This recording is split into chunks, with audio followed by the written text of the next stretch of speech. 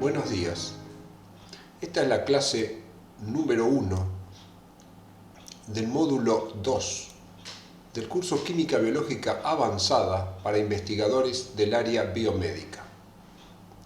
En esta clase comenzaremos con algunos principios de cinética química y revisando principios de estequiometría vistos en el módulo anterior. Para aquellos que se incorporan a este curso en el segundo módulo, brevemente presentamos el equipo de docentes que trabajará en este curso, que llamaremos QBSP. Alejo Ferrer es estudiante de medicina y colabora como docente en este curso. La licenciada María Eugenia Chuliver es licenciada en nutrición, también es uno de los docentes, y yo soy el doctor Rigali, el director de este curso. Revisemos algunos conceptos previos. Gran parte de los conceptos que desarrollaremos en este módulo estarán fundamentados sobre conceptos del módulo 1. Usted puede acceder a los videos de las 14 clases que se desarrollaron en el módulo 1 y que se hallan en YouTube. Recordemos brevemente algunos conceptos como el concepto de peso molecular, molécula-gramo y mol de moléculas. La UMA es la unidad de masa atómica y es en la que se pesan las moléculas y los átomos. Una unidad de masa atómica es un número muy pequeño y equivale a 1,66 por 10 a la menos 24 gramos. Este dato no es de importancia a la hora de trabajar en química y veremos cómo nos manejaremos. Supongamos un compuesto como el hidróxido de sodio, cuya fórmula molecular vemos acá. El hidróxido de sodio está formado por un átomo de sodio, un átomo de oxígeno y un átomo de hidrógeno. Si quisiéramos saber cuánto pesa una molécula de hidróxido de sodio, tenemos que sumar lo que pesa el átomo de sodio, que lo encontraremos en la tabla periódica, y acá lo podemos ver, lo que pesa el oxígeno y lo que pesa el hidrógeno. De esta manera decimos que una molécula tiene un peso de 40 unidades de masa atómica. Ahora, en general cuando trabajamos con la química no trabajamos con una molécula, sino que trabajamos con grupos de moléculas. 6 por 10 a la 23 moléculas es un número de moléculas que se denomina también un mol de moléculas, una molécula gramo, y que equivale a 40 gramos. Debe notar acá que si una molécula pesa 40 UMAS, cuando nosotros tengamos 40 gramos, es decir, el mismo número pero expresado en gramos, tenemos lo que se llama una molécula gramo, un mol de moléculas o 6 por 10 a la 23 moléculas. Y habitualmente a esto lo llamamos un mol.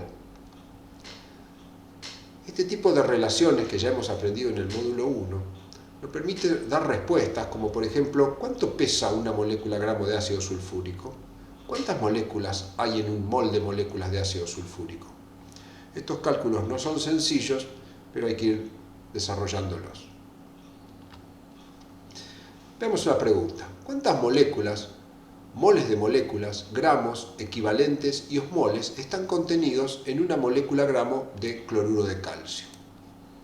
El cloruro de calcio es una sal. Esta sal está formada por un catión, que es el catión sodio, con 2 cargas positivas, y por 2 aniones cloruro, cada uno de ellos con una carga negativa. Así podemos establecer una relación.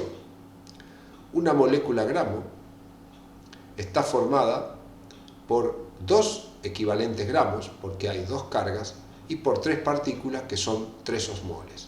A su vez sabemos que una molécula gramo es lo mismo que decir un mol de moléculas, 6 por 10 a las 23 moléculas, y serían 111 gramos que surgirían de sumar los 71 gramos que pesan los 2 cloros más los 40 gramos del calcio.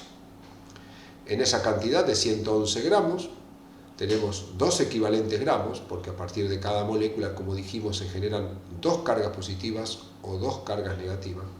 Y en 111 gramos también podemos decir que tenemos 3 osmoles, porque a partir de una molécula gramo se generaron 3 partículas, una de calcio y 2 de cloruro. Cuando aplicamos estos conceptos a reacciones químicas, tenemos lo que se llama la estequiometría. Acá tenemos una reacción química en la cual el ácido sulfúrico reacciona con el hidróxido de sodio para dar sulfato de sodio y agua. En primer lugar, la reacción cuando trabajemos tiene que estar balanceada, es decir, acá vemos que una molécula gramo de ácido sulfúrico reacciona con 2 moléculas gramos de hidróxido de sodio. Esto surge por el coeficiente estequiométrico que debemos agregar para que la reacción quede balanceada, es decir, si yo a la derecha tengo 2 átomos de sodio porque la fórmula del sulfato de sodio así me lo exige, a la izquierda tendré que tener 2 sodios y estoy obligado a colocar un coeficiente estequiométrico. Estos coeficientes estequiométricos son los que me permiten decir que una molécula gramo de ácido sulfúrico reacciona con 2 moléculas gramos de hidróxido de sodio para formar una molécula gramo de sulfato de sodio y 2 moléculas gramo de agua. Cada una de estas moléculas gramos, si buscamos los pesos de cada uno de los elementos, podremos sacar cuánto pesa. Una molécula gramo de sulfúrico pesa 98 gramos, 2 moléculas gramo de hidróxido de sodio pesan 80 gramos y así sucesivamente. Podríamos sacar también la relación que hay entre moles de molécula, equivalente gramo y osmol. Respondamos a esta pregunta: ¿cuántos gramos de ácido sulfúrico se necesitan para obtener 2 moléculas gramo de sulfato de sodio? La pregunta es: ¿cuántos gramos de ácido sulfúrico se necesitan para 2 moléculas gramos para obtener 2 moléculas gramos de sulfato de sodio? 2 de estos. Entonces, por la relación estequiométrica, nosotros sabemos que para una molécula gramo necesitamos 98 gramos, que es lo que está planteado acá. Una molécula gramo se necesitan 98 gramos. Si yo necesito 2 moléculas gramos, estaría necesitando 196 gramos de ácido sulfúrico puro. ¿Cuántos gramos de agua se obtendrían si no hay ácido sulfúrico? La pregunta parece similar, si nos está preguntando cuántos gramos de esto se formarán, pero en este caso, si no hay ácido sulfúrico. La reacción, la estequiometría es clara. Yo obtendría 36 gramos de agua si tuviera 98 gramos de ácido sulfúrico, pero si, como dice la pregunta, si no hay ácido sulfúrico, nada obtendré de agua. Esto nos lleva al concepto que cuando tengo una reacción se formarán productos en función de los reactivos, pero dependerá de cuánto reactivo tenemos. En el caso extremo, donde uno de los reactivos nos falta, nada del producto se formará. Pasemos ahora a introducirnos en la estequiometría en las reacciones biológicas. Las reacciones biológicas tienen 2 grandes inconvenientes. En primer lugar, son reacciones encadenadas que nos confrontará con procesos que llamaremos rutas o caminos metabólicos. ¿Qué quiere decir que las reacciones son encadenadas? Acá se ha representado esquemáticamente. Yo puedo tener una reacción donde un reactivo 1 reacciona con un reactivo 2 para dar un determinado producto. Pero este producto puede pasar a ser reactivo de una nueva reacción donde se forma un producto 2. Es decir, que yo acá tengo una parte de lo que sería una ruta metabólica o reacciones encadenadas. Tengo la primera reacción en la cual se forma el producto 1 y la segunda reacción en la cual este producto 1 pasa a ser reactivo de la segunda reacción.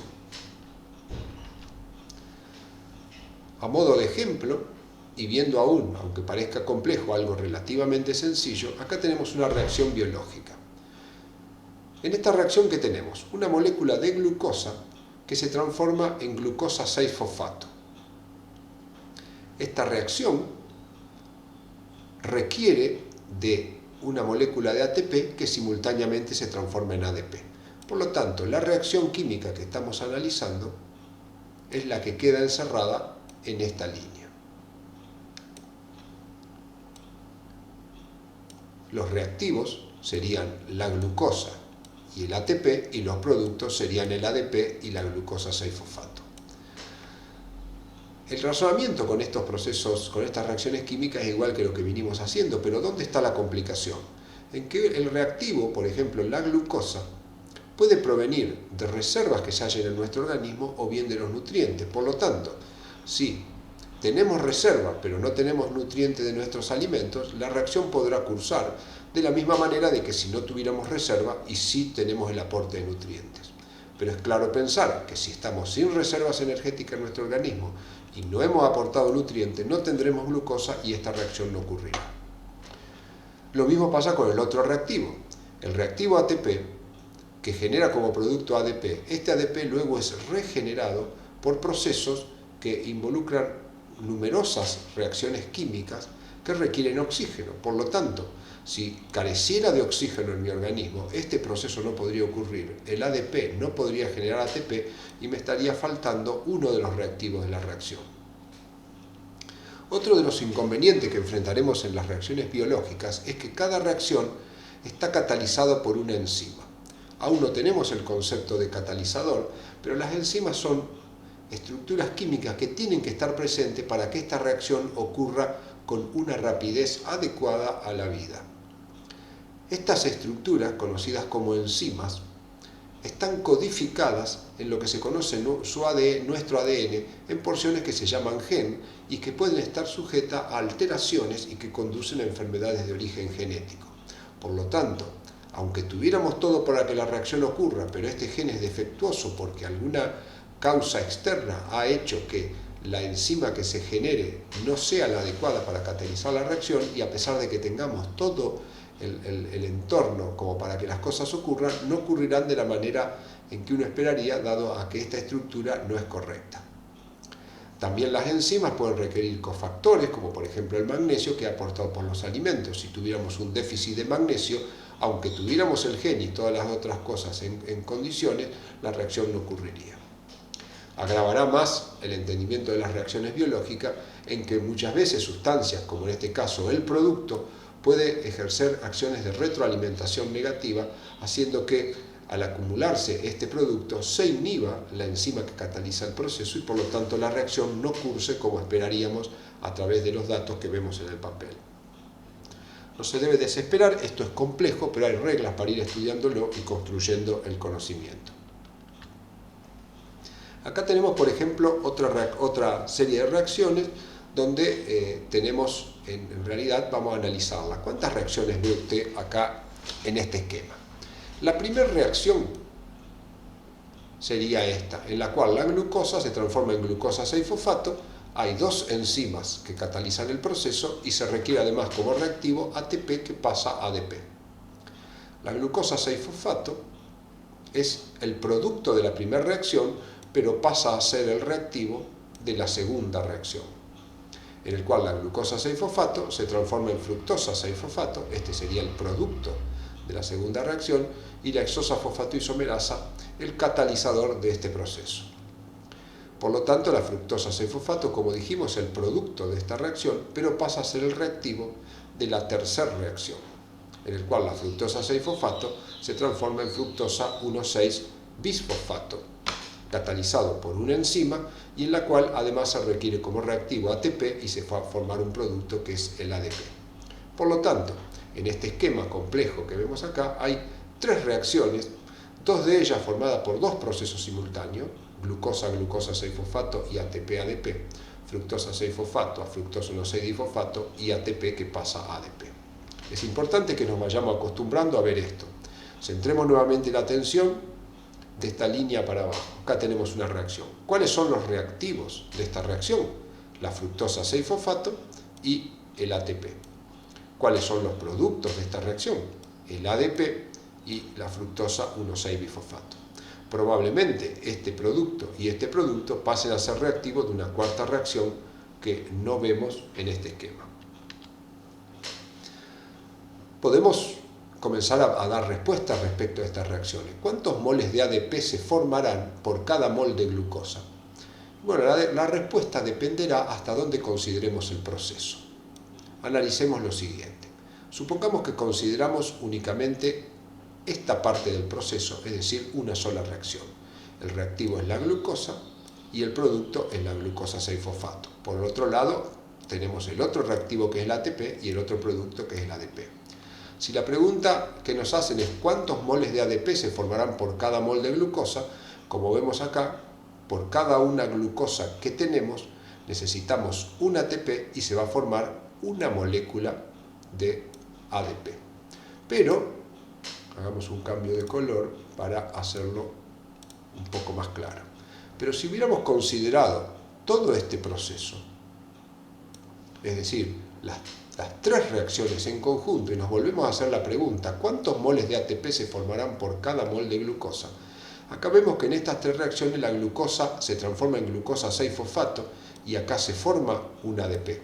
Luego la glucosa 6-fosfato, que es el producto de la primera, pasa a ser reactivo de la segunda reacción, forma fructosa 6-fosfato, y luego la fructosa 6-fosfato como reactivo forma fructosa 1,6-bifosfato, donde se forma otra molécula de ADP. Entonces la pregunta es, ¿cuántos moles de ADP se formarán por cada mol de glucosa? Si vemos en rojo, cuando la glucosa, un mol de glucosa era metabolizado o sufría una reacción, se forma solo un ADP porque estamos considerando la reacción hasta este sitio. Pero si yo considero las tres reacciones, se va a estar formando un mol de ADP acá y otro mol de ADP acá, con lo que decimos que se están formando entonces 2 moles de ADP. Pasemos a introducirnos al concepto de velocidad de una reacción química. Acá tenemos una reacción en la cual el glicerol reacciona con el ATP para dar glicerol fosfato y ADP. ¿Qué se entiende como por velocidad de una reacción química? A la cantidad de un sustrato o de un reactivo que se gasta o la cantidad de un producto que se forma en la unidad de tiempo. Así, por ejemplo, podríamos tener la velocidad de reacción expresada en función del glicerol diciendo que se gastan 3 micromoles de glicerol por minuto. Por supuesto, como un mol de glicerol reacciona con un mol de ATP, si se gastan 3 moles de glicerol por minuto, también se van a gastar 3 moles de ATP por minuto y se formarían 3 moles de glicerol fosfato por minuto y 3 moles de ADP por minuto, porque de cada uno de ellos tenemos un mol. Acá debería decir, en lugar de glicerol ATP, acá debería decir glicerol fosfato y acá debería decir ADP. Veamos una reacción un poco más compleja. Acá tenemos otra reacción donde el aminoácido arginina reacciona con el aminoácido aspartato y reacciona con una molécula de ATP, es decir, tenemos 3 reactivos que van a formar un producto conocido como arginino-succinato, AMP y fosfatos. Esta reacción está escrita con nombres y está balanceada. Un mol de arginina reacciona con un mol de aspartato y un mol de ATP, para dar un mol de arginino-succinato, un mol de AMP, pero 2 moles de fosfato. Entonces, si calculáramos o tuviéramos la velocidad, por ejemplo, respecto de la arginina, supongamos que se gastan 3 milimoles por minuto. Es común colocarle un signo menos si tenemos un reactivo indicando que se está gastando. Como la reacción entre arginina y aspartato es 1 a 1, si de arginina se gastan 3 moles por minuto, de aspartato también se gastarán 3 moles por minuto, y de AMP se formarán 3 moles por minuto. Pero cuando calculemos la velocidad del fosfato, como por cada un mol de cada uno de los reactivos se forma un mol de arginino-succinato, un mol de AMP, pero 2 moles de fosfato, la velocidad de reacción para el fosfato será de 6 moles por minuto, es decir, el doble de los moles que se gastan o se forman de los otros reactivos y productos. Veamos ahora el concepto de reacciones reversibles para dejar las bases para la próxima clase. Acá tenemos una reacción que es succinato más FAD que da fumarato más FADH. Podemos tener dos situaciones. Si en un recipiente hubiéramos colocado succinato y FAD, obviamente el succinato reaccionará con el FAD para dar fumarato y FADH. Pero si en un recipiente yo hubiera colocado los productos fumarato y FADH, el FADH y el fumarato reaccionarían para dar origen a succinato y FAD. Es decir, que las reacciones pueden cursar de reactivos para dar productos, pero también de productos para dar reactivos. Esto se dice que las reacciones son reversibles y todas las reacciones en mayor o en menor término son reversibles. Para entender esto podemos hacer un símil hidráulico. Supongamos que tenemos 2 vasos comunicantes y hemos llenado el vaso de la izquierda con agua. Si abrimos el grifo que conecta el recipiente de la izquierda con el de la derecha, el agua correrá para la derecha y llegará un momento en que se llegará a un equilibrio o a la misma altura de agua en los dos recipientes. Si contrariamente hubiéramos llenado el recipiente de agua de la derecha, el agua correría para la izquierda y llegaríamos a una situación similar. Lo mismo que en este recipiente, que puede correr de la izquierda a la derecha o de la derecha a izquierda, las reacciones químicas pueden ocurrir en sentido directo o en sentido inverso.